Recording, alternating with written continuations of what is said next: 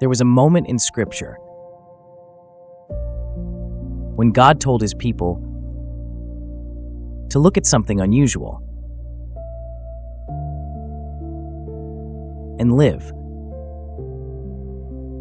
Not pray to it, not touch it, just look. And somehow that was enough. In the wilderness, the people of Israel began to complain. They spoke against God and against Moses. And in response, serpents came among them.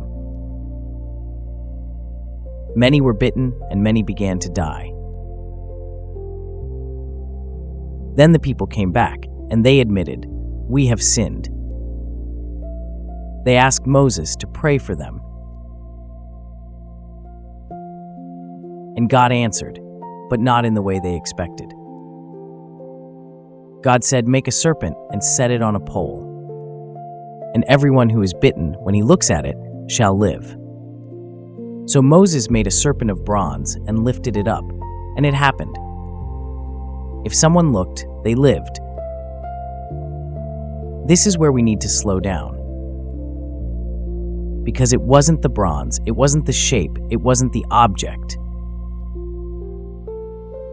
It was God responding to faith. The act of looking was an act of trust. God said this would work, so I will look, and God honored that. Years later, Jesus explained this moment. As Moses lifted up the serpent in the wilderness, even so must the Son of Man be lifted up. Just like they looked and lived, we look to him and live.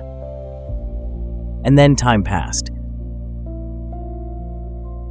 The people were burning incense to it. Then came King Hezekiah. He broke it, destroyed it. And that brings it closer to home.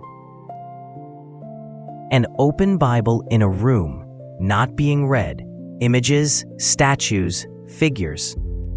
As if they themselves can hear or act or respond. These things are not evil by themselves.